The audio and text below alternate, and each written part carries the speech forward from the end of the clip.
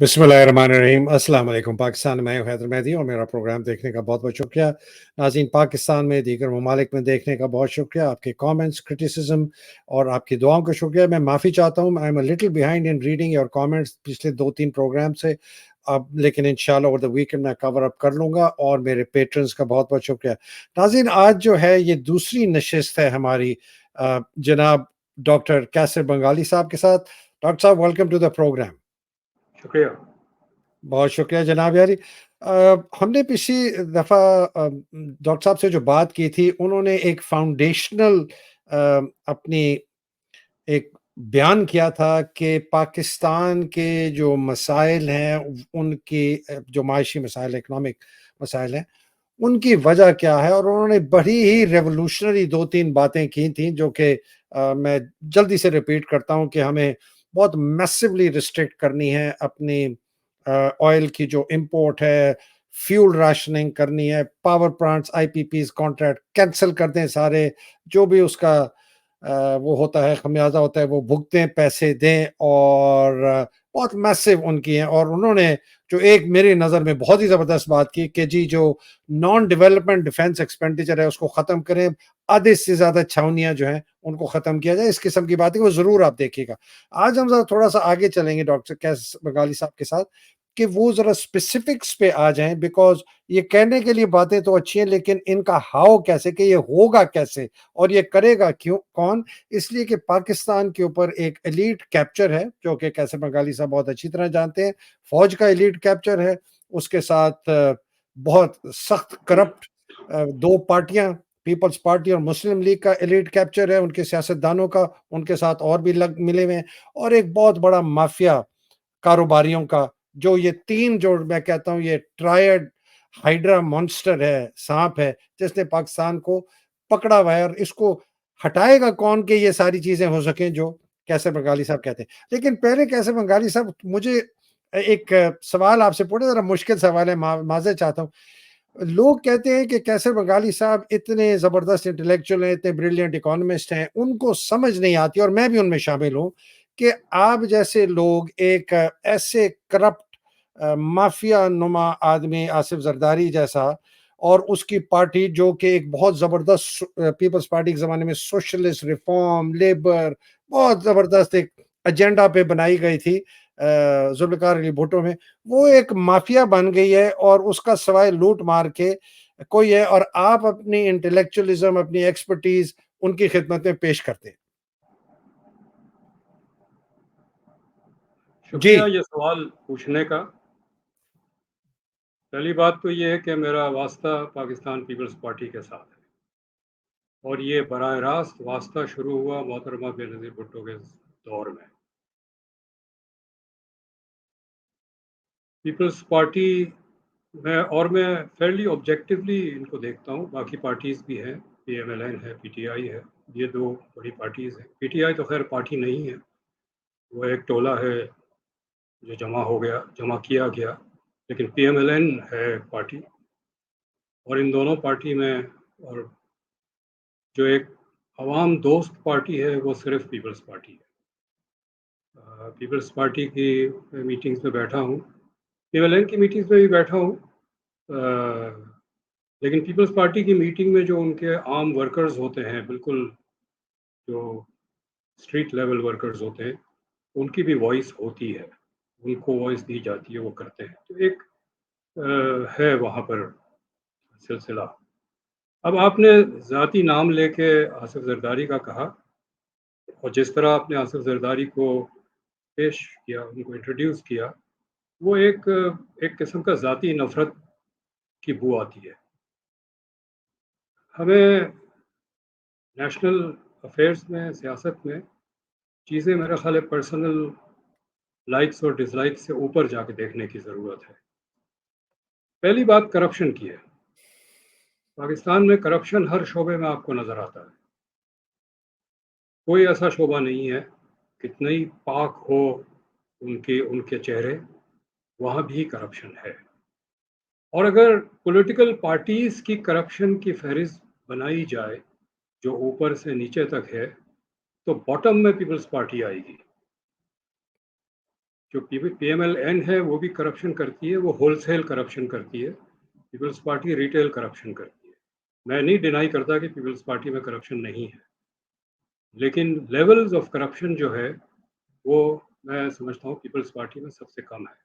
तो अब सबसे ज़्यादा कौन करती है? मेरा ख़्याल है सबसे ज़्यादा जो अच्छा करप्शन को पहले फिर डिफ़ाइन कर दें। एक तो करप्शन ये है कि डब्बे में हाथ डाल के पैसे निकाल लो। दूसरा ये कि मैं कानून बना लूँ कि कैसर बंगाली नाम का आदमी ऐनक पहनी होगी, तकरीबन 70 साल का होगा, बैंक में आएगा, उसको आपने चाय पिलानी है, बिस्किट खिलाना है और 1 मिलियन का चेक भी देना है। तो मैं डाकू नहीं हूँ, लेकिन मैं जाऊँ बंदूक लेके उनसे 10 लाख रुपए निकाल के ले आऊँ तो मैं डाकू हूँ। तो इस मुल्क में बहुत सारे कवानीन ऐसे बने हैं जो बड़ी आसानी से वसाइल को ट्रांसफ़र कर देते हैं from one hand to another, from the state to private hands, और वो कोई पूछने वाला नहीं है। उसमें सर-ए-फ़हरिस्त फ़ौज है, ब्यूरोक्रेसी है और कुछ तबके हैं, शुगर माफ़िया है, टेक्सटाइल, ऑटोमोबाइल्स, पेपर, अ, इस तरह की स्टॉक मार्केट की पूरी जो माफ़िया है, प्रॉपर्टी मार्केट की माफ़िया है, ये रातों-रात करोड़ों रुपए इधर से उधर कर देते हैं, सिंपली बाय उनकी अपनी मर्ज़ी की पॉलिसी बना के, एग्ज़ेम्पशंस लेके वग़ैरह-वग़ैरह। अच्छा, मैं एक डायरेक्ट सवाल आपसे पूछता हूँ। आप ये कह रहे हैं कि आसिफ ज़रदारी, बेनज़ीर भुट्टो, मैं ज़ाती बात कर रहा हूँ बिकॉज़ पार्टियाँ आदमियों से, औरतों से बनती हैं, कोई एक मफ़रूज़ा नहीं होता। ये 2 जो मियाँ-बीवी थे, ये आप कह रहे हैं कि ये करप्ट नहीं थे, ये बिल्कुल दूध में धुले हुए थे, पता नहीं पाकिस्तान में करप्शन ये सारे सिर्फ़ कारोबारी करते रहे हैं या बिज़नेस सेक्टर करते रहे, बेनज़ीर और आसिफ ज़रदारी करप्ट नहीं थे। देखिए अगेन आपके चॉइस ऑफ वर्ड्स जो है ना कि दूध में धुले हुए हैं, दूध में धुले हुए कोई इंसान नहीं है, छोटा-मोटा कारोबारी जो है, वो भी दूध में धुला हुआ नहीं है, चूँकि इस मुल्क में बट मैं थोड़ा बहुत स्पेसिफिकली आसिफ नहीं, ज़रदारी और बेनज़ीर मैं का ये पूछ रहा बता हूँ। रहा हूँ कि ये मैं ना इसको कन्फर्म करूँगा ना डिनाई मैं करूँगा। उनकी ज़ाती इंटेग्रिटी की बात कर रहा हूँ, जी, जो पावर में आके उन्होंने जी, फिर ज़ाती ऐसी इंटेग्रिटी। मरात अगर इस्तेमाल अगर की। ज़ाती अगर ज़ाती इंटेग्रिटी की बात करेंगे तो इमरान खान की भी ज़ाती इंटेग्रिटी ज़ीरो है, ठीक इसलिए है, कि उसके इर्द-गिर्द जितने भी फ़र्द थे, उनकी बीवी के बारे में, उनकी बीवी के सहेलियों के बारे में जो कहानियाँ आई हैं, चलिए तो उनकी भी वो मैं बात करूँगा, वो लेकिन नहीं, पहले नहीं, बेनज़ीर और मैं आसिफ मैं ज़रदारी ये का कह रहा बता हूँ दें। मैं ये कह रहा हूँ कि ज़ाती इंटेग्रिटी पे आप नहीं बात कर सकते। आपको उनका पॉलिसी इम्पैक्ट देखना होता है, करप्शन का भी पॉलिसी इम्पैक्ट देखना होता है। हुँ, हुँ। आसिफ ज़रदारी ने मैं ये यहाँ आसिफ ज़रदारी को बैठ के सर्टिफ़िकेट नहीं दे सकता कि वो करप्ट नहीं है। ना मैं उस पे एफआईआर कटवा सकता हूँ कि वो करप्ट है। मैं इस पे कमेंट नहीं करूँगा। मैं ठीक। जनरली कहता हूँ कि जब निज़ाम करप्ट हो, तो आप बिल्कुल पाक-साफ रह के नहीं चल सकते। आप गाड़ी चलाते हैं सड़क पे और अगर सब वायलेट कर रहे हैं लॉज़ को, ट्रैफ़िक लॉज़ को, आप ट्रैफ़िक लॉ ऑब्ज़र्व नहीं कर सकते, आपके एक्सीडेंट हो जाएगा। ठीक। तो मैं ये कहूँ कि आसिफ ज़रदारी का क्रेडिट ये है कि उसने 18वीं तरमीम करवाई, फ़ेडरेशन को मज़बूत किया। बेनज़ीर इनकम सपोर्ट प्रोग्राम को इंस्टीट्यूट करवाया जो बेनज़ीर भुट्टो का आइडिया था और ये दुबई में मेरे साथ एक डिस्कशन में डेवलप हुआ था। वो आज 90 लाख फैमिलीज़ को सपोर्ट कर रहा है। अ, चलिए सिंध मैं सिंध में भी पीपल्स पार्टी की गवर्नमेंट है, आसिफ जरदारी का एक ओवरऑल कंट्रोल है। यहाँ पिछले 10 साल में बहुत ज़्यादा डेवलपमेंट प्रोजेक्ट्स हुए हैं और बेहतरी हुई है। अच्छा, तो करप्शन करप्शन डिनाई किए बगैर ये मैं कहूँगा कि जो प्रो पीपल पॉलिसीज़ हैं, वो पीपल्स पार्टी लाती है। कैसर बेनज़ीर इनकम बंगाली साहब, पता नहीं प्रोग्राम आप कौन से जी, सिंध में रहते हैं और कौन से कराची में रहते हैं। जिस सिंध का मुझे पता है और जिस कराची का मुझे पता है, वो नहीं है जिसका आप बयान करें, बट मुझे आपकी समझ आ गई। हैदर साहब आप कहाँ रहते हैं? मैं अभी तो कनाडा में रहता हूँ जी। जी, आप कनाडा में रहते हैं ना, आप सिंध में नहीं रहते। आप कराची में भी नहीं रहते। मैं मैं कराची में रहता हूँ और मेरा काम पूरे सिंध में है। मैं मुस्तकिल सिंध में ट्रैवल करता हूँ। मैं किसी के साथ भी बहस कर सकता हूँ, आर्ग्यू कर सकता हूँ, जो आज से 10 साल या 5 साल पहले हालात थे, आज कैसे हैं। चल चले आपकी मैं इस बात को इधर रोकते हुए ये सवाल आपसे पूछना था। मेरे बहुत लोगों ने सवाल भी पूछा, आपका आइडिया मिल गया, आपकी पर्सपेक्टिव इस इश्यू पे मिल गया। बहुत शुक्रिया इसका। I don't want to spend a lot of time on this because मैं हम उस किस्म का मैं प्रोग्राम नहीं करता कि बहस में पड़ जाएँ और ही सेड, शी सेड। आपका पर्सपेक्टिव आ गया। बहुत शुक्रिया आपने इस सवाल का जवाब देने का, बड़े अपने अपने क्लैरिटी से दिया है। It's very clear how you view the party and the leadership of that party. अब ज़रा आ जाएँ मौजूदा जो हमारी इकोनॉमी की डेवास्टेशन है और डिस्ट्रक्शन है।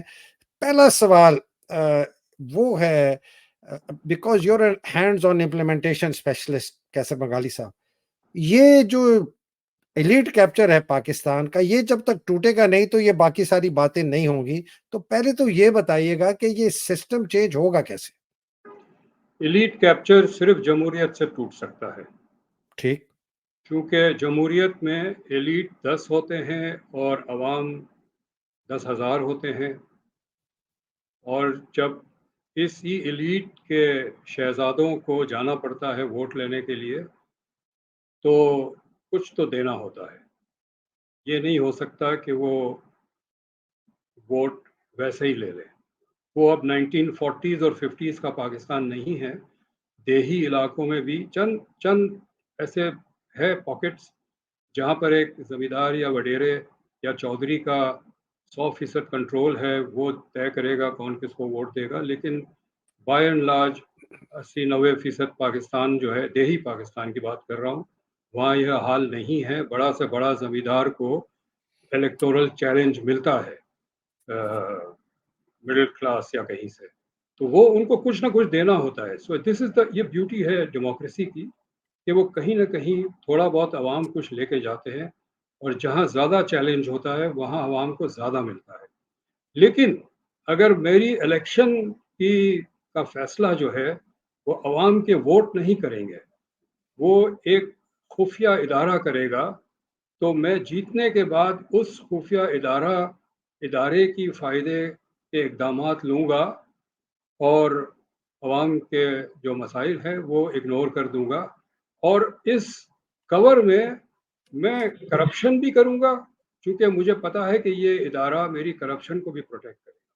क्योंकि उनको भी मुझसे गैर कानूनी काम करवाने हैं, जिसके लिए पैसे चाहिए, और गैर कानूनी तरीके से पैसे बनाऊँगा तभी उनके गैर कानूनी काम पे पैसे खर्च कर सकता हूँ। ये पाकिस्तान की सियासत की डेफ़िनेशन है इस वक़्त। तो जमहूरियत अगर आ जाती है, जो जमहूरियत के ऊपर जो बेड़ियाँ लगी हुई है हाथ में, पैर में, आँखों पे, वो अगर हट जाए, तो elite capture over time Erode होता है। ये दुनिया भर में जहाँ-जहाँ जमहूरियत आई है, हिंदुस्तान में हम देखते हैं कि आउट ऑफ अबाउट 28-30 स्टेट्स, कम से कम 25 स्टेट्स ऐसे हैं जहाँ पर उनकी जो लैंडेड एलीट थी, या वो उनका उनका उनका होल्ड टूट चुका है ग्राउंड लेवल पे। ये आप इंडिया की बात कर रहे हैं। और वहाँ औरतों ने भी बहुत तरक्की की है। वहाँ पहली दफ़ा जब उन्होंने लोकल गवर्नमेंट में औरतों की रिप्रेजेंटेशन इंट्रोड्यूस की, तो जो सरपंच था गाँव का, उसकी बीवी, बहू, ये आ गए उनकी जगह पे। लेकिन 15 साल के बाद जो है, एक और जो स्टडी हुई थी, उसमें there were middle class women जिन्होंने उनको चैलेंज किया और उनको हराया भी इलेक्शन में। तो जमहूरियत तरीका है एलीट कैप्चर को तोड़ने का। सो सवाल वो तो है, एब्सोल्यूट क्लैरिटी है हमें कि जमहूरियत तरीका है, लेकिन पाकिस्तान में ये जो एलीट कैप्चर है, ख़ास तौर पे फ़ौज का, ये इतना सख्त, इतना मज़बूत, इतना ज़ालिमाना, इतना जाबराना और वायलेंट प्रोन, फ़ैसिस्ट नुमा है कि आप को नहीं छोड़ते। तो इलेक्शन आपके होने अभी 90 दिन में आपकी जो पार्टी है उसने भी जाके मुनाफ़िक़त की, यहाँ कुछ और दिखाया, वहाँ जाके सेंसस में हाँ कर दी, फिर बाद में रो रहे हैं कि जी हमने तो कहा था कि इलेक्शन नहीं पोस्टपोन होंगे। तो इलेक्शन अगर नहीं होंगे, कानून और आइन के मुताबिक और नहीं होने देंगे और इंदिया मिल रहा है कि अगले 3 साल भी इलेक्शन नहीं होंगे, तो ये कैसे टूटेगा फिर जमूत? फिर पाकिस्तान में इलेक्शन का सिलसिला तो मेरा ख़्याल है ख़त्म हो चुका है, अब सिलेक्शन होती है। पहले से ठीक। तय हो जाता है ऑन द टेबल कि किस पार्टी को कितना मिलेगा और कहाँ से मिलेगा, कौन हुकूमत बनाएगा। ये सिर्फ़ पिछले इलेक्शन में नहीं हुआ था, उससे पहले भी ये हो चुका है और ख़ास तौर पे खैबर पख्तूनख्वा में तो बिल्कुल ही तय होता है कि कौन हुकूमत बनाएगा पहले से। क्योंकि वहाँ उनको कुछ अफ़गानिस्तान के हवाले से so called national security interest है। तो खैबर पख्तूनख्वा और बलूचिस्तान में तो इलेक्शन आप भूल ही जाएँ कि वहाँ होते हैं। वो टोटल सिलेक्शन है, खाना एक शो पीस है, जहाँ जिनको लाना होता है उनको जिता के ला के बिठा देते आप एंड यू आर हैं। Including the previous 2 PTI governments also in this? जी, एब्सोल्यूटली, तो क्या absolutely. What makes you say that? क्या आपके पास शवाहिद हैं जिसकी बेसिस पे आप ये कह रहे हैं? बात ये है कि हम इन्वॉल्व्ड हैं, पॉलिटिकल प्रोसेस का हिस्सा नहीं है, लेकिन साइडलाइन से तो इन्वॉल्व्ड हैं। जो जो सियासतदान हैं, पार्टीज़ हैं, उनके साथ हमारा राब्ता रहता है, हम उनके साथ मीटिंग में जाते हैं, सेमिनार्स होते हैं, कॉन्फ्रेंस होते हैं। I travel a lot. मेरा हुँ। पख्तूनख्वा में भी और बलूचिस्तान में तो रहा हूँ मैं 3 साल, जाना बहुत होता है। सिंध पूरी अच्छी तरह जानते हैं, पंजाब और खैबर पख्तूनख्वा में हम सारे जो जितने भी पॉलिटिकल प्लेयर्स हैं, इवन मिडल लेवल, उनको हम जानते हैं, उनके साथ वास्ता रहता है। हुँ। इलेक्शन में हम पोलिंग बूथ पे होते हैं, हमें हमें पता होता है यहाँ क्या हो रहा है। क्या आपने अगर जो एजेंट है आपकी नापसंदीदा पॉलिटिकल पार्टीज़ के, उनको पहले ही 2 घंटे पहले आपने कहा कि जी आप तो घर जाएँ बस, आपका काम हो गया। कैसे बंगाली तो साहब, आप जी, जो बात कर रहे हैं, सॉरी टू इंटरप्ट, जो कि सब्सिक्वेंट केपी के अंदर जितने इलेक्शन हुए हैं, जबकि पीटीआई बिल्कुल बैन हुई हुई है, खत्म हो चुकी है, उनका लीडर कैद में है, वो तो बिल्कुल बरअक्स अक्कासी कर रहे हैं जिस चीज़ का आप बयान कर रहे हैं। मुझे आई एम रियली सरप्राइज्ड कि आप कह रहे हैं कि केपी के अंदर जो हुकूमत बनाई जाती है, वो फ़ौज बनाती है। बलूचिस्तान में मानता हूँ, 100% एग्री करता हूँ। लेकिन केपी का ये मुझे भी बहुत बड़ा सवालिया देखें, लगता है। आप जो जो पार्टी आपकी पसंदीदा नहीं है, उनका पॉलिटिकल इंफ्रास्ट्रक्चर कॉन्स्टिट्यूएंसी लेवल पे वो तबाह कर दें, फिर आप एक्सपेक्ट ना करें कि वो आपको कोई रिज़ल्ट देगा। सिर्फ़ तबाह नहीं किया, अवामी नेशनल पार्टी के जो लोकल लीडरशिप थी, उसकी बड़ी पैमाने पे असैसिनेशंस हुई हैं तालिबान के हाथ। कराची में भी हुआ है। जी, जी, कराची जी। में उन इलाकों में जहाँ एएनपी थी, they just decimated the leadership, मार दिया बिल्कुल, उनको। जी। खैबर पख्तूनख्वा में भी हुआ। तो बात ये है कि आपने जो जो आपकी नापसंदीदा पार्टी थी, उनको तो आपने एलिमिनेट कर दिया। वै वै क्यों वैसे एलिमिनेट कर माज़रत के साथ कैसर बंगाली साहब, एएनपी जब नैप होती थी, उनकी हुकूमतें गिराई गई ज़ुल्फ़िकार अली भुट्टो ने, नैप को बैन किया ज़ुल्फ़िकार अली भुट्टो ने, हैदराबाद में ट्रायल किया वली खान का, बज़ेंजो का, मैंगल का, ज़ुल्फ़िकार अली भुट्टो के।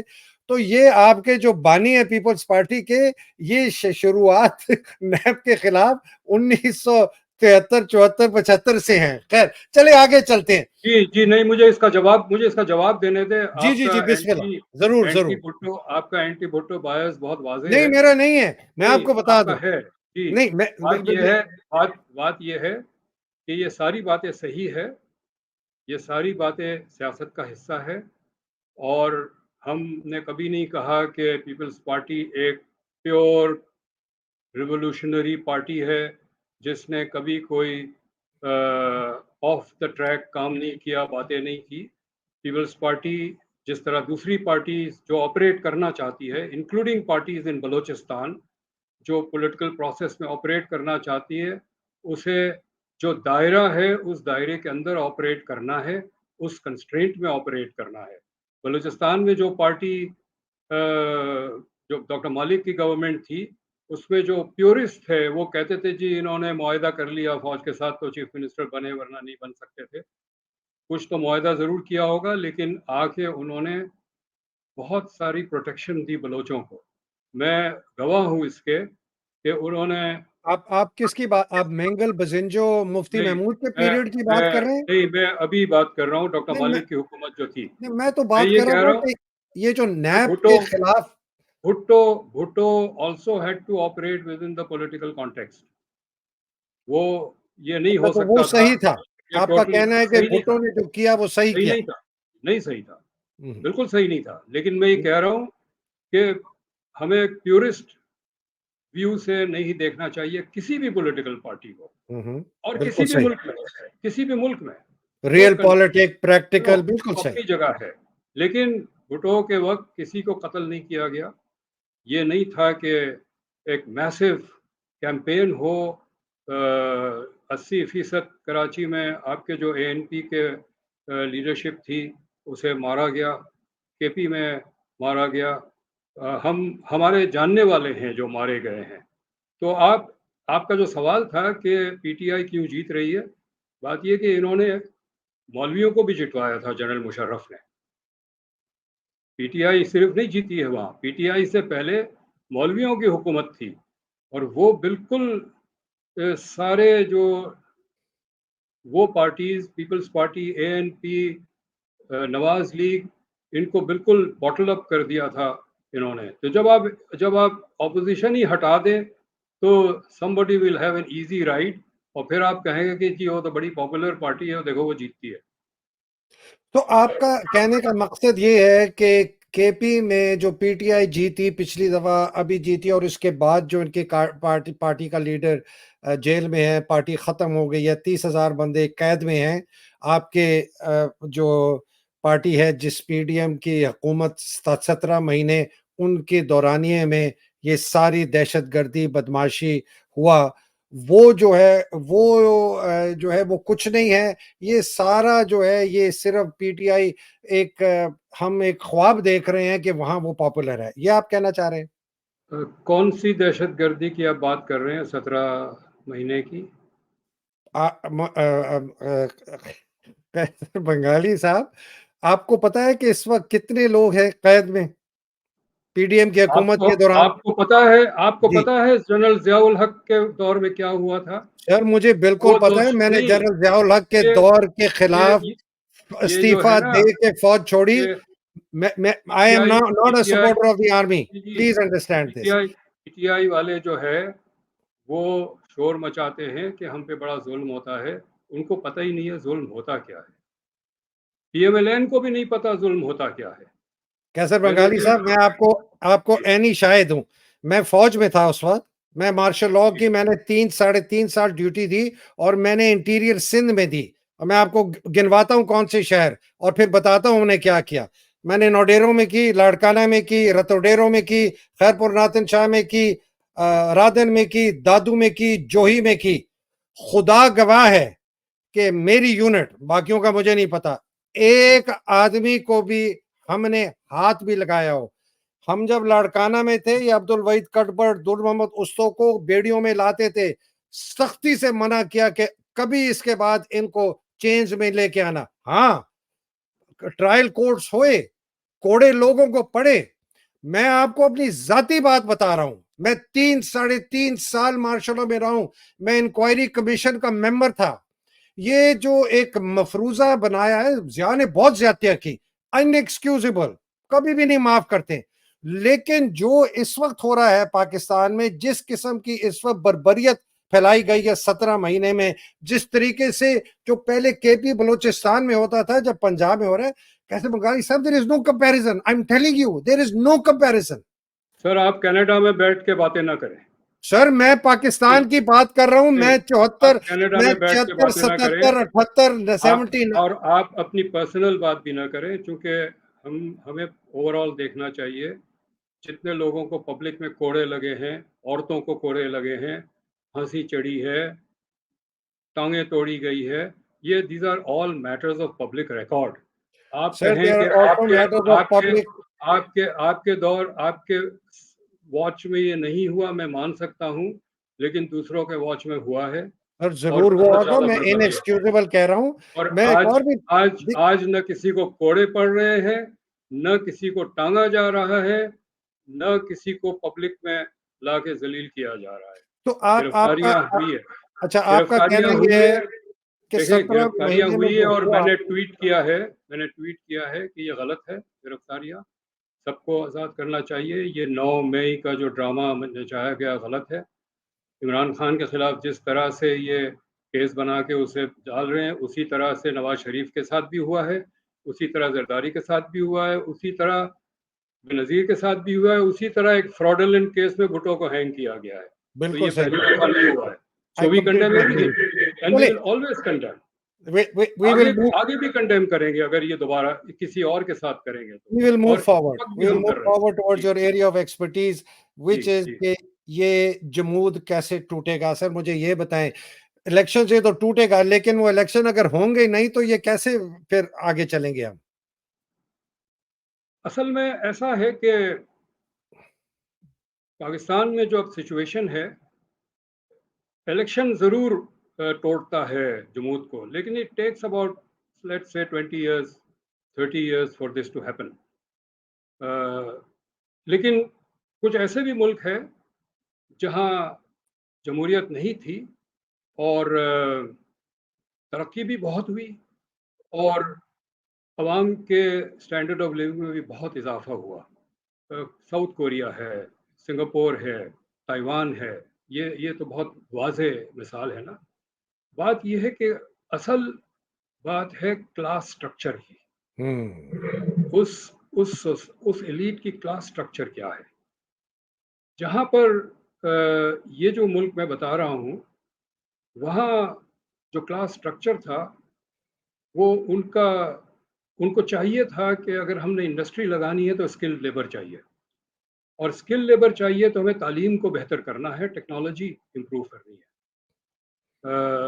जो शहर हमने बनाने हैं वो ऐसे बनाने हैं कि फॉरेन इन्वेस्टर आए तो वो गार्बेज पे से कूदता हुआ अपनी मंजिल पे ना जाए। जो कराची में मेरा ज़ाती तजुर्बा है, हम ले गए लोगों को, जो उनको मैंने कहा इधर से चले जाओ, यहाँ पर पानी बह रहा है गटर का। तो उन्होंने अपने मुल्क को उस हवाले से बनाया। आप किसी भी इस जगह चले जाएं, आप अगर इंडिया चले जाएं, मैं इंडिया पिछले 10-15 साल से नहीं गया, लेकिन मैं जाता था पहले।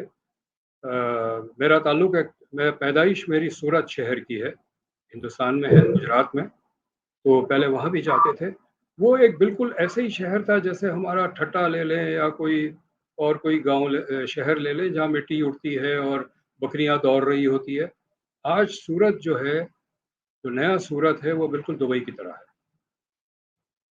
तो ऐसे उन्होंने इन्वेस्ट किया है, उन्होंने अपने मुल्क को बनाया है। आप दुबई ले लें, दुबई तो चलो बहुत उनके पास तेल शेल है, लेकिन सिंगापुर है, ताइवान है, साउथ कोरिया है, जिसके पास कोई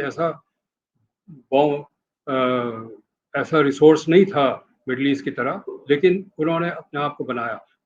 मुझे कुछ हफ्ते साइप्रस में रहने का मौका मिला है। तो साइप्रस के अंदर the only thing they had was goat cheese, जो वो बेचते थे बाकी नेबरिंग कंट्रीज को। और वो साइप्रस हैज़ बिकम, मैं 1984-85 में साइप्रस गया था, और वो इंतहाई मॉडर्न मुल्क था। वहाँ पर जिसके घर में मैं ठहरा था, वो एक कॉन्फ्रेंस कॉल कर रहा था with one party in Washington, another in Riyadh, and himself in Nicosia. उस वक्त पाकिस्तान में ये टेक्नोलॉजी आई नहीं थी, मोबाइल फ़ोन भी नहीं आया था यहाँ पर। तो ये मुल्कों ने किया है तरक्की। पाकिस्तान का जो क्लास स्ट्रक्चर है, आप देखें, फ़ौज और तमाम पॉलिटिकल पार्टीज उसी क्लास के लोग हैं। बिल्कुल सही है, तो इसको कैसे तोड़ा जाए? मैं जमहूरियत से इस वक्त देखें, अवाम को इस वक्त कोई इसकी कोई हमें उम्मीद नज़र नहीं आती, लेकिन सड़क पे आना पड़ेगा। और एक बहुत बड़ी मिडिल क्लास पाकिस्तान में पैदा हो गई है, क्योंकि ये मिडिल क्लास इस वक्त गुर्बत का शिकार है, क्योंकि कराची में मिडिल क्लास फ़कीर आपको मिलते हैं, अच्छे खासे कपड़े पहन के, ऐनक लगाई हुई, कमीज़ पतलून पहने हुए, मर्द औरत और उसके साथ दो बच्चे हैं। आप अंदाज़ा लगा सकते हैं कि ये बच्चे किसी क्लास 6, 7, 8 में पढ़ रहे होंगे, और वो पैसे मांग रहे होते हैं सड़क पे। ये हमने किया। लेकिन पाकिस्तान में बहुत बड़ी एक मिडिल क्लास है, मेरा ख्याल है उनको हम मैं नहीं कह सकता कैसे होगा, चूँकि मेरे पास काबिलियत नहीं है कि मैं इनको मोबिलाइज़ करूँ। लेकिन जब तक ये सड़क पे नहीं आएँगे, तब तक जो एलीट है, वो नहीं कंसीड करेंगे। और मुल्क टूट रहा है, इसमें कोई शक नहीं है। मईशत तो टूट चुकी है, मईशत तो वेंटिलेटर पे है। जिस दिन हमारे जो कर्ज़ देने वाले हमारी वो हटा दें लाइन, तो हमारी साँस बंद हो जाएगी माशी तौर पे। जिस मुल्क की मईशत तबाह होती है, वो मुल्क नहीं बचता। रूस का हमारे सामने मिसाल है। तो हुँ। अगर जो बागडोर इस मुल्क के सँभालने बैठे हैं, अपनी आइवरी टावर्स में, हम ये भी उम्मीद रख के बैठे हुए हैं कि उनको कुछ अकल आएगी कि ये सिलसिला अब नहीं चल सकता। अगर उन्होंने इसी तरह चलाया तो पाकिस्तान इंडिया का एक सैटेलाइट स्टेट बन जाएगा। हुँ। मतलब ये जो जिस रेट से इंडिया आगे बढ़ रहा है और जिस रेट से हम स्टैग्नेट कर रहे हैं, तो इसमें कोई शक नहीं है कि अगर हम एज़ अ कंट्री रहे ऐसे ही, तो हम एक सैटेलाइट स्टेट होंगे जिसमें कुछ डोरियाँ सऊदी अरब खींच रहा होगा, कुछ डोरियाँ यूएई खींच रहा होगा, कुछ इंडिया खींच रहा होगा, कुछ चाइना खींच रहा होगा, और हम एक इंटरनेशनल प्लेग्राउंड बन जाएंगे मुख्तलिफ मफादात के लिए। कैसे बगा कैसे भाई साहब एक सवाल है। आप कहते हैं कि बहुत प्रो पुअर पार्टी है पीपल्स पार्टी, मुस्लिम लीग भी बड़ी ऑर्गेनाइज़्ड है। आप उसके सीनियर लीडरशिप के साथ बहुत कम मैं एक बड़ी प्रैक्टिकल बात कर रहा हूँ। क्या वजह है कि पीपल्स पार्टी इस अगर ये प्रो पुअर है, तो ये अपने आप को मोबिलाइज़ करके इस निज़ाम को नहीं तोड़ती? मैंने यही सवाल एक दिन मोहतरमा बेनज़ीर भुट्टो से पूछा था। मैंने ये 19 शायद 90 की बात थी। उनकी कुछ बातचीत चल रही थी वर्ल्ड बैंक और आईएमएफ से बिहाइंड द सीन्स। तो और मैं था वहाँ। उन मीटिंग में नहीं था, लेकिन मुझे पता था कि ये मीटिंग्स हो रही है। हुँ, हुँ। मैं उस लेवल पे नहीं था कि मैं उनके साथ उन मीटिंग्स में बैठूँ। I was on the periphery. Hmm, uh, मैंने उनसे पूछा कि आप अगर अवाम को मोबिलाइज़ करें, तो ये आपके पास आएँगे, आपको इनके पास जाने की ज़रूरत नहीं है। हुँ। तो इन्होंने ये मुझे जवाब दिया कि जो फ़ौज का कब्ज़ा इतना टाइट है कि स्पेस नहीं है अवाम को मोबिलाइज़ करने का। इन्हीं से नेगोशिएट करना पड़ेगा। That was her reply. Right और wrong I don't know, but तो आप दैट वाज़ समझते हैं हर। अभी भी वही है? तो और भी बढ़ गया, अब तो और भी बढ़ गया। तो कैसे बंगाली साहब देन तो फिर हमारे पास सवाए एक एनार्की वाइड स्प्रेड वायलेंस एक जो वॉरलॉर्डिज्म के जी कराची फेज 4 मेरा फेज 8 फलाना लाल कुर्ती तुम्हारा गोली मार तुम्हारा नॉर्थ इसका ये इस किस्म का सोमालिया टाइप सिंध के अंदर बलूचिस्तान के अंदर do you that foresee that kind of a situation? मेरे दोस्त अब मुझे कहते हैं कि आज से 10 साल पहले भी, जब इनफैक्ट जब मुशर्रफ की हुकूमत थी और जिस किस्म की पॉलिसीज़ उन्होंने, आज जो हम माशी बहरान के शिकार है, उसके बराह रास्त ज़िम्मेदारी शौकत अज़ीज़ और मुशर्रफ पे है। ये और उस वक़्त से मैं और कुछ हमारे साथी कहते थे कि ये जो डायरेक्शन है इकॉनमी का, ये बहुत इकोनॉमिक कोलैप्स और एनार्की क्रिएट करेगा। और मैं उस वक़्त कहता था कि Pakistan is heading towards an implosion. Implosion का मतलब ये कि अंदर से टूट-फूट होती है, बिल्कुल सही। वो हम देख रहे हैं। इस हुँ, वक़्त जो ख़ास तौर पे खैबर पख्तूनख्वा और बलूचिस्तान में जो इंसर्जेंसी है, वो कंप्लीटली आउट ऑफ कंट्रोल है। एवरी डे और एवरी अदर डे हमारे फौजी पुलिस मारे जाते हैं। ये अगर रोज़ाना के लेवल पे ये हो, और खैबर पख्तूनख्वा की पुलिस तो टोटली डिमोरलाइज़ हो चुकी है, चूँकि वो डायरेक्टली पुलिस को अटैक करती है। कभी 1-2, कभी 20 एक साथ। नो सो ये अनार्की तो आ चुकी है, और बढ़ती चली जाएगी अगर हमने मईशत को ठीक नहीं किया। इस वक्त जो मईशत का हाल है, आप रिक्शे वाले से पूछें, रेहड़ी वाले से पूछें, वो सब ये कहते हैं कि पाकिस्तान तो ख़त्म हो चुका है। मतलब ये अल्फाज इस्तेमाल करते हैं, ये लफ्ज़ इस्तेमाल करते हैं। हम मुझसे पूछते हैं, चूँकि मैं ज़ाहिर है टीवी पे भी आता हूँ, मुझे पता है, मैं उनको पता है मैं मईशत पे बात करता हूँ। मुझे कहते हैं जी हमें बताएं हम क्या करें।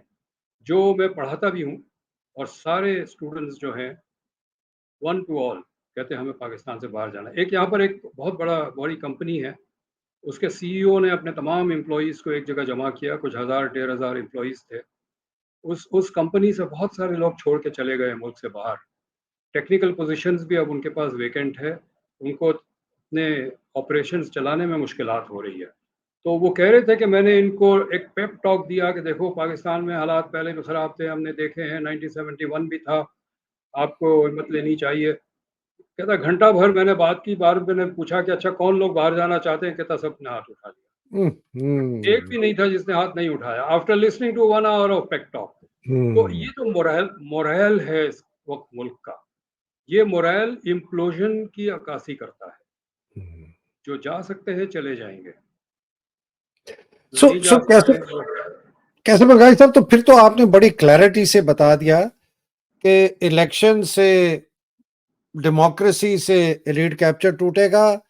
एलीट कैप्चर इतना ताकतवर है कि वो जाने का नहीं, और एलीट कैप्चर इतना सख्त है कि वो उनको अकल नहीं है कि पाकिस्तान की मईशत किस तरफ जा रही है, और अगर लोग मोबिलाइज ना हुए तो ये इम्प्लोजन हो जाएगा। Is that a correct conclusion from your talk? मैं समझता हूँ इम्प्लोजन हो रहा है। ये इम्प्लोजन जो हो रहा मोबाइल की स्नैचिंग है, गाड़ियों की स्नैचिंग है, घरों में आके डाके डालना है। हमारे एक दोस्त के घर में डाका पड़ा, वो सारे कपड़े ले गए। वो रमज़ान का महीना था, तो वो कहने लगे कि जी हमारा भी हक है अच्छे कपड़े पहनने का। है। अब आप अंदाज़ा लगाएं माइंडसेट क्या है। तो हम्म। इम्प्लोजन तो हो रहा है। कुछ इलाकों में बहुत ज़्यादा है, खैबर पख्तूनख्वा में खौफ बहुत है। जब कराची में 90s में बहुत हालात ख़राब थे, तो लोगों ने अपने बच्चों को इस्लामाबाद में दाखिल कर दिया था कि मैं जी कराची में रहता था तब, कैसर हाँ, बंगाली साहब, पूरी अब 90। जी जी। जी, अब खैबर पख्तूनख्वा की फैमिलीज़ जो है वो कराची भेजती है बच्चों को एडमिशन के लिए। मेरे क्लास में 2-3 खैबर पेशावर के बच्चे, हम्म। तो कहे जी वो वहाँ हालात बड़े ख़राब है तो हम उनको कराची भेज रहे हैं। तो हम्म। हालात तो बड़े ख़राब है। लोगों के हम्म। माशी मेरे अपनी जो पहले मैं जिस इदारे में काम करता था, मेरे कोलीग्स हैं, उसमें से 4-5 ऐसे कोलीग्स हैं जो इस वक्त बेरोज़गार है, चूँकि वो इदारा मेरा बंद हो गया। उनके घर गाड़ी खड़ी है और पेट्रोल के पैसे नहीं है। और एक सेमिनार में मैंने किसी को दावत दी थी कि आप भी आ जाना, वो नहीं आई। वो कहने लगी जी वो किराए के पैसे नहीं थे मेरे पास, मैं नहीं आई अल्लाह। सेमिनार। हम्म। ये मिडिल क्लास फैमिली और लो मिडिल क्लास भी नहीं है, just about middle hmm. Class. Hmm. 2.5 lakh रुपए तनख्वाह हुआ करती थी। ये इस वक्त लोगों का हाल है। तो इस हाल में आप किस किस्म की बहस करें, क्या कैसर बंगाली साहब, आपको ये जो इस वक्त बरसरे इक्तदार हुकूमत के हैंडलर्स हैं, फौज है, आसिम मुनीर इस जैसे लोग हैं, ये आपको बुला के आपसे मशवरा इन्होंने कभी किया कि भाई हमें बताएं हमें क्या करना चाहिए? जी, वो मशवरा उनसे करते हैं जिनकी बात वो सुनना चाहते हैं। मेरे ही अपने प्रोफेशनल कॉलीग्स हैं जो मेरे सामने तो मुझसे एग्री करते हैं, लेकिन उनके पास जाके फिर उनकी मर्ज़ी की बातें करते हैं। हम्म। तो ये तो कैसर मुल्क का बंगाली, अलमिया है।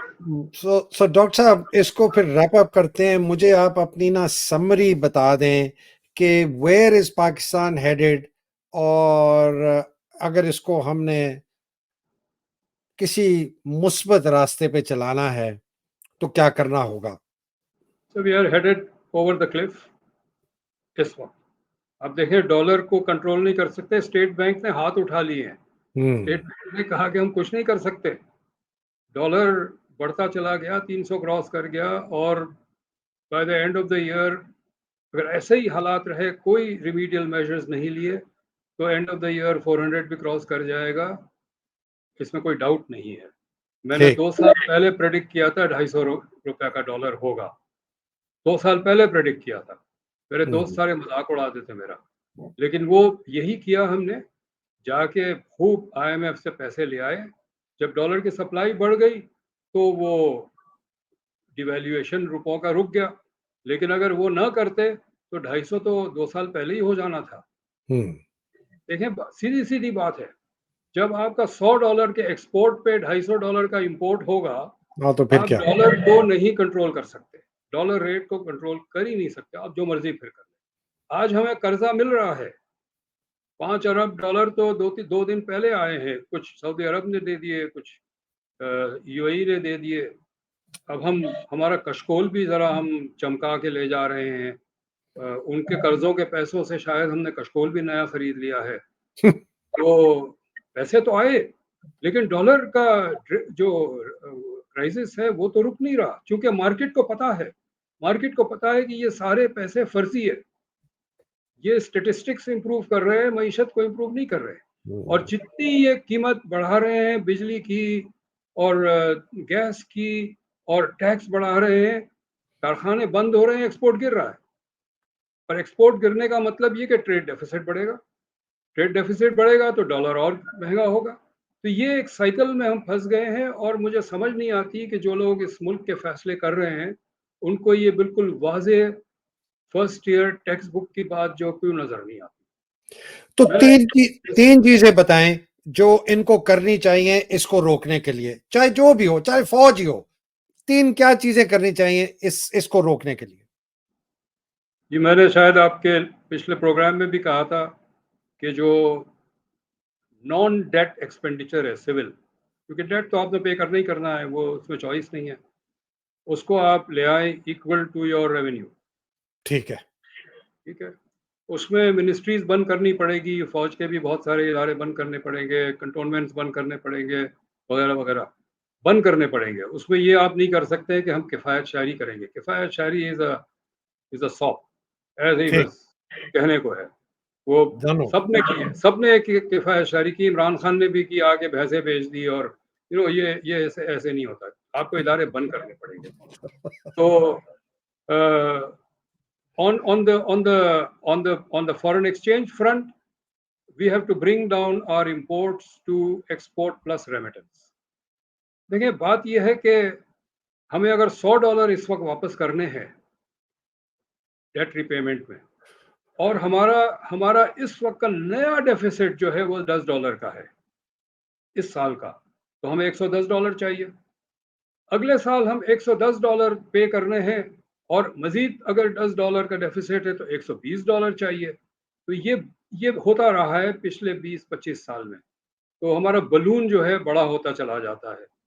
हमें चाहिए कि ये जो $10 का जो एक्सपेंशन है हर साल, इसको तो बंद करें पहले, ताकि जो जो तो कौन सी चीजों का इंपोर्ट बंद करना पड़ेगा कैसर साहब? बिकॉज अगर इंपोर्ट आप मशीनरी इक्विपमेंट का करते हैं तो आपकी फैक्ट्री सफर करती हैं। आप कह रहे हैं कि ऑयल इंपोर्ट को कम करें। जी, दो दो 25% of our import is POL, ठीक। Oil products. उसमें दो बड़े सेक्टर्स हैं, पावर है और ट्रांसपोर्ट है। पावर में, जैसे मैं उस दिन भी कह रहा था कि जितने इंपोर्टेड फ्यूल के प्लांट से बंद कर दें, पेट्रोल की राशनिंग इंट्रोड्यूस करें, बिजली भी अगर नहीं है तो बिजली की भी राशनिंग इंट्रोड्यूस करें। बिजली में एक चीज़ होती है ब्राउन आउट, यानी जी। आप उसका ब्राउन आउट कर दें तो लोगों के घरों में AC नहीं चलेगा, ना चले AC। अगर गरीब आदमी बगैर पंखे के गुजारा कर रहा है तो क्या हम बगैर AC के गुजारा नहीं कर सकते? राशनिंग करें पेट्रोल की, 150 लीटर्स पर मंथ की पेट्रोल दें हर गाड़ी को, जिसकी बड़ी गाड़ी है वो बड़ी गाड़ी घर पे खड़ी करें। और मैंने अगर 150 लीटर्स कंज्यूम कर दिया तो फिर या तो बस में जाऊं, पैदल जाऊं, साइकिल पे जाऊं, या चाहे वो मेरे घर के अंदर मर्सिडीज खड़ी हो लेकिन बाहर एक गधा गाड़ी भी खड़ी हो तो ठीक है, क्योंकि अब मेरे पास पेट्रोल नहीं है तो मैं गधा गाड़ी में जाऊंगा। ठीक है ये सर। ये गरीब मुल्क है, हम बहुत गरीब मुल्क है। हम रह नहीं, हमारी अशराफिया वेस्टर्न स्टैंडर्ड्स पे अपनी ज़िंदगी अब नहीं गुजार सकती। लग्जरी इंपोर्ट्स बंद करें, नॉन एसेंशियल कंज्यूमर इंपोर्ट्स, या स्विस चीज़ और स्विस चॉकलेट्स और डॉग फूड और कैट फूड और हवाना सिगार्स जो हमारे मार्केट्स में मिल रहे हैं, ये बंद करें सारा। तो सो नॉन डेवलपमेंट एक्सपेंडिचर हो गया, रेवेन्यू पे लेके आए।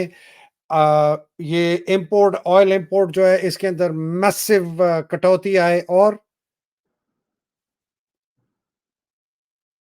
इसमें ये अगर आप करेंगे ना, तो आपका कम से कम 20% अगर आप इंपोर्ट कम करते हैं, तो आपका डेफिसिट अच्छा खासा कम हो जाएगा। हम्म, जब डेफिसिट कम होगा, तो ये डिप्रिसिएशन है रुपये का डॉलर रेट से, वो भी आप कंट्रोल कर पाएंगे। अच्छा, हम्म, जो डोमेस्टिक एक्सपेंडिचर है उसके कम करने से भी इंपोर्ट्स कम होती है। जो डोमेस्टिक एक्सपेंडिचर है, वो उसकी जो मिसाल के तौर पर। डिस्ट्रीब्यूशन है बहुत अनइक्वल है। ये जो हुकूमत के एक्सपेंडिचर्स हैं, गवर्नमेंट के नॉन डेवलपमेंट एक्सपेंडिचर है, वो कोई मईशत में इक्वली डिस्ट्रीब्यूट नहीं होते। वो गरीब आदमी को वो पैसे नहीं मिलते। वो वो तो मिलता है उनको जो सब्सिडी दी जाती है, जिनको शुगर की सब्सिडी दी जाती है, जिसको पेपर पे सब्सिडी दी जाती है, जिसको गाड़ियों की सब्सिडी दी जाती है। हम्म, तो ये इनके पास बहुत पैसे होते हैं और फिर ये खर्च करते हैं पैसे, और ये खर्च करते हैं इंपोर्टेड चीज़ों पे। मेरे अपने दोस्त हैं, हर साल बाहर जाते हैं घूमने को फैमिली को लेके। मुझे अपने आप पे शर्म आने लगी है कि हम किस तरह के लोग हैं। यहाँ लोगों के पास खाने को पैसे नहीं है, मिडिल क्लास लोगों के पास खाने को पैसे नहीं है, बच्चों को स्कूल से उठा रहे हैं वो। और ऐसे ख़ानदान यहाँ पर है जो हर साल वेकेशन पे जाते हैं बाहर। ये हमें एक पूरा माशरे के कदरें बदलनी पड़ेगी। हम्म। सर, ये फिर इनकलाब के बगैर नहीं आता। ये तो जब कोई लाख, 2 लाख, 4 लाख बंदा मरेगा नहीं, सड़कों पे खून खराबा नहीं होगा। मैंने तो हिस्ट्री में कोई नहीं पढ़ा कि इस तरह प्लेट में आपको जिस तरह कायद आजम ने पाकिस्तान दिया ना, ये इस तरीके से इकदार बदलेंगे किसी माशरे की। मुझे तो नहीं नजर आता। मैं नहीं समझता कि इस किस्म की खून खराबे की ज़रूरत है। वो खून खराबे की उस वक्त ज़रूरत होती है जब जो रूलिंग एलीट होती है वो अपने आप को ब्लाइंड फोल्ड कर देती है रियलिटी से। मेरा तो मैं ख्याल है ब्लाइंड फोल्डेड है सर। मैं अभी भी इस उम्मीद में बैठा हूँ कि कुछ ऐसे लोग हैं पावरफुल क्वार्टर्स में जो शायद समझेंगे कि एक डायरेक्शनल चेंज की ज़रूरत है और वो करेंगे। मैं ये नहीं कहता कि मेरी बात सुने, मैं ये नहीं कहता कि सिर्फ मेरे पास नुस्खे हैं ठीक करने के, और भी नुस्खे हो सकते हैं, ऑल्टरनेटिव्स भी हो सकते हैं, लेकिन उस पे अमल करें। जो इस वक्त मॉडल है वो वो नहीं मॉडल तो चल नहीं चलेगा, वो नहीं वो चल तो नहीं बिल्कुल, चलेगा। बिल्कुल ठीक। कैसा, बहुत शुक्रिया इस उम्मीद से इस सेशन को, और आपका बहुत शुक्रिया कि आपने मुझे बहुत ही बेहतरीन सेशंस दिए। लोगों ने बहुत गौर से आपकी बातें सुनी हैं और बहुत पसंद किया गया है। मैं इस उम्मीद से आपसे इजाज़त चाह रहा हूँ कि जो आप बात कर रहे हैं कि डायरेक्शनल कोई चेंज आ जाए। तारीख हमारी नहीं बताती कि डायरेक्शनल चेंज कभी आया है इस एलीट कैप्चर से। दुनिया की तारीख कभी नहीं बताती कि अगर इस तरह इतना जमूद हो कि वो इनकलाब के बगैर या सैक्रिफाइस के बगैर टूटेगा। उम्मीद करते हैं कि आपकी जो बात है वो वो सच निकले कि खून खराबे से पाकिस्तान जो है संभल जाए। बहुत शुक्रिया सर आपका, बड़ी मेहरबानी। इंशाल्लाह फिर मुलाकात ज़रूर होगी, जारी रखेंगे इसको। अल्लाह सुब्हान ताला आपको, आपके अहल वयाल को, सबको हिफ्ज़-ओ-मान में रखे, पाकिस्तान को हिफ्ज़-ओ-मान में रखे। पाकिस्तान में एक हकीकी डेमोक्रेसी, रूल ऑफ लॉ, आज़ादी आए। वो लोग जो जद्दोजहद कर रहे हैं, बशमूल आप, उन सबको हिफ्ज़-ओ-मान में रखे। जो इस जद्दोजहद में, जंग में मारे गए हैं माज़ी में, अभी अल्लाह सुब्हान ताला उनके दर्जात बुलंद करे। तब तक के लिए मुझे इजाज़त दीजिए। डॉक्टर ये कैसर मुझे मुग़ल साहब, मुझे बहुत-बहुत आपकी दुआ में ये इजाफा करने दें प्लीज़। कि हम ये भी दुआ करें कि हर घर में रोटी हो अल्लाहु अकबर, और हर घर के बच्चों की स्कूल की फीस के पैसे हो, और अल्लाह, अगर बीमार हो तो उनके इलाज के पैसे हो। इलाही आमीन। बहुत ज़बरदस्त शुक्रिया। बात की है। और वैसे मैं अभी ऑफ द रिकॉर्ड आपको थोड़ा कुछ बताऊँगा। तो इजाज़त है। शुक्रिया। पाकिस्तान ज़िंदाबाद, पाकिस्तान पाइंदाबाद। पाकिस्तान जिंदाबाद। इलाही आमीन। अस्सलाम वालेकुम। खुदा हाफ़िज़।